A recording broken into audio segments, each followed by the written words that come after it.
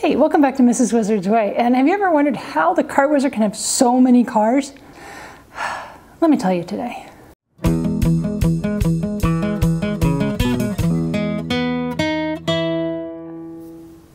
Obviously, when you have the name Car Wizard, you have the propensity to have cars and like cars a lot.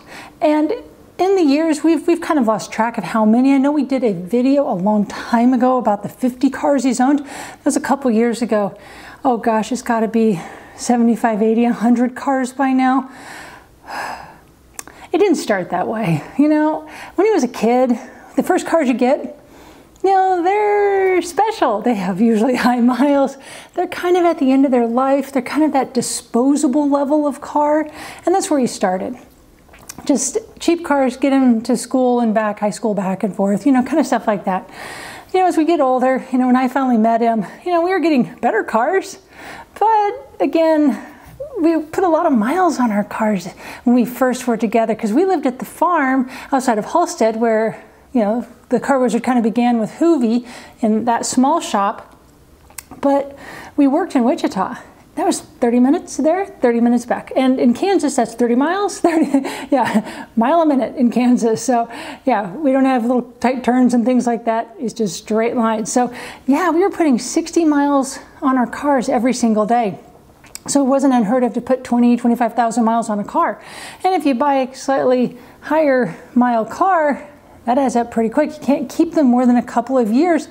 Well, our idea for keeping cars was not to let them run into the ground. He's told the story of somebody who had an absolute beater car and he just kept pouring money into that poor car.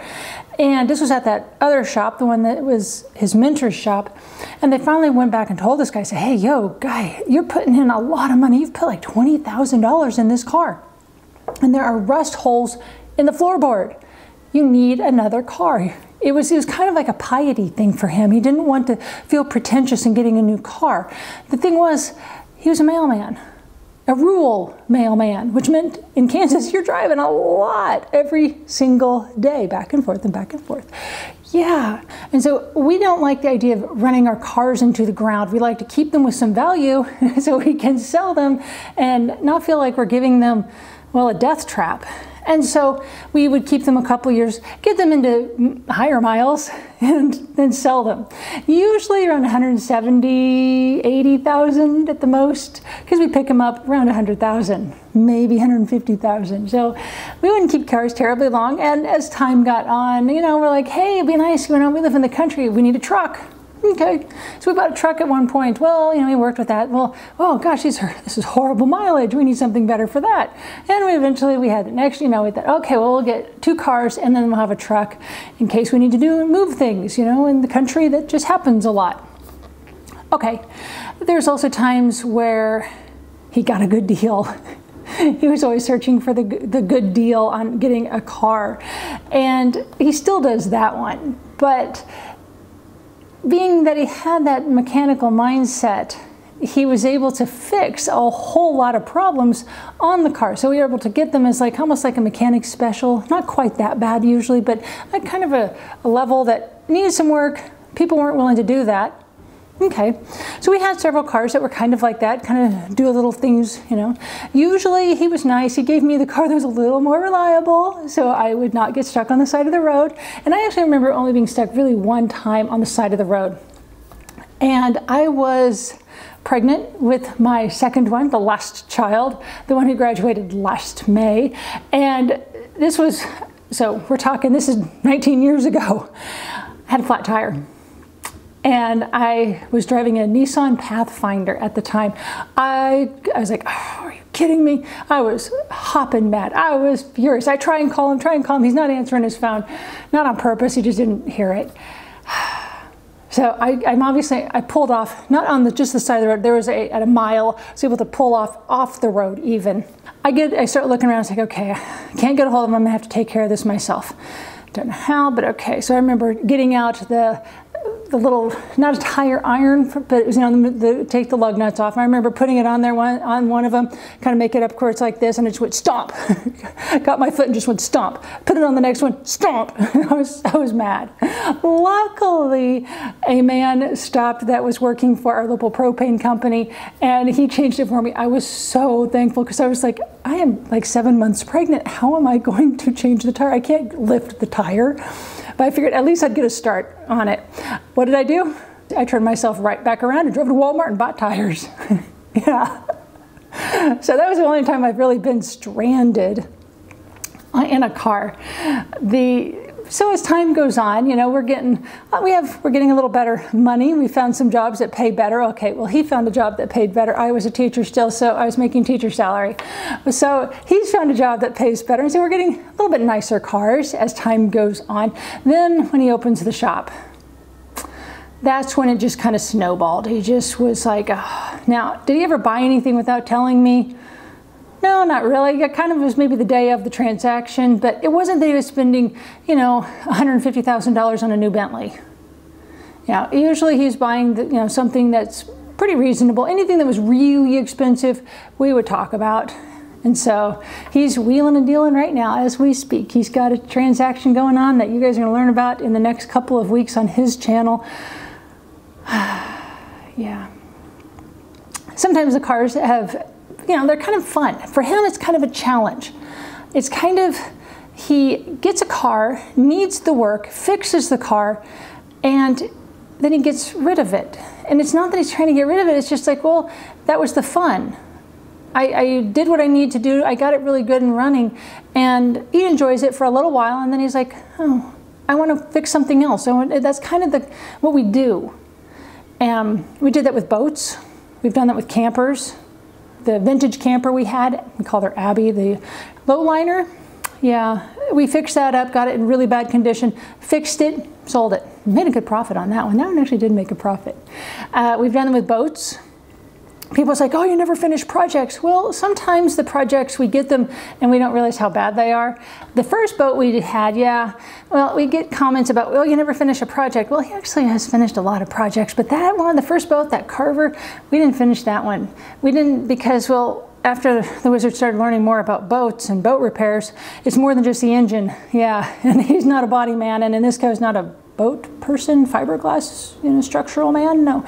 And so he wasn't able to fix, we weren't able to fix that one because it was really, it was at a point of no return. So that one we did have to abandon, and that was kind of sad because I was like, oh, I did a lot of work on that one. That was fun. Then we moved to that Bayliner, cleaned that one up. He got the engines running great. I did great work on the interior, got curtains, everything looking good. Decided it was too small for us after we started actually kind of living in it or staying in it. So we sold that one. That one we did fine. And then we did the same thing with the Trojan. And it's kind of that fun thing we do. We kind of, it's kind of like we work together, we get things together, it's a big project, and then we sell it. So we've done that. There are some projects that he's had to, you know, maybe revert back to or kind of, but maybe not finish all the way. But if you think of all the other projects he's done, think of the series of Volkswagen Bugs, Squirtle, Wartortle, and Blastoise. Yeah, those three had horrible amounts of work, and he finished those. So that's kind of that project that he does. Then he moves it on and gets the next project. He's really good at finishing projects that aren't massive. It's the massive ones that are the hardest for him now. Such as the massive one, like finishing up the Chevelle, I'm wanting him to get that one done.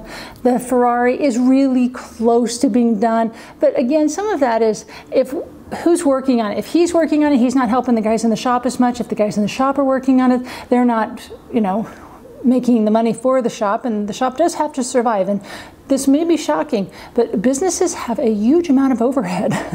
He talks about how much he charges in his videos. Do you know how much it costs to keep that place open? Oh my goodness. Between payroll is probably our biggest expense, obviously. But then we've got, you know, we've got to keep up with the mortgage. We've got utilities, tremendous amount in taxes as well, along with sales tax, which we collect, which we then pass on to them as well. So yeah, so we can't just dedicate all of our time to working on our cars. The Citroen is getting very close to being finished. That one took a lot because it was not just, hey, let me go order that part over at AutoZone. Sometimes his projects take a little extra work, and thank God somebody kind of adopted him through the channel. He contacted the Wizard and said, hey, I love Citroens. I'm going to help you. I know how to get a hold of these parts. And he'd almost bundled all these parts together, and we'd buy them from him and he'd ship them off to us. It was so much easier because he knew where to look, what we exactly needed, and gave us steps on even how to do it. So some of those projects take, because he gets the weirdest cars. I mean, good grief. The Lada, I don't know. This one, at least it runs. It doesn't need anything major. It doesn't have spherical, high compression, hydrogen little balls, I guess, like the Citroen did. Yeah, this one is very simple. So that one is going to be a simple, not much of a project, but more of a fun to enjoy car. Who knows? Some people have already contacted us, but hey, you should do this and do that. No, we're not LS swapping that thing. Oh, good grief. That thing, it would kind of drag on the ground because I don't think it could handle that much weight. So that's the story of why the Wizard has so many cars. So it's not that he has a weird addiction to spending money and fixing cars. Oh, maybe a slight addiction to buying cars and doing stuff with them, but he does really like cars and likes that project of completing them, taking something and making it work again. So it's, that's where he comes from and why we have so many cars. Luckily, notice this girl doesn't get too many cars because, as I said, he gave me usually the car that's most reliable, so he doesn't need that. And I'm like, I don't need to change cars all the time. Seriously, I really don't need all these cars. Although I won't say no to, a GT 500, even though it's got over 200,000 miles on it. It'll be fun someday when I can drive it again. Nonetheless, that's the Wizard story on cars. Nice seeing you guys today. See you next week. Bye.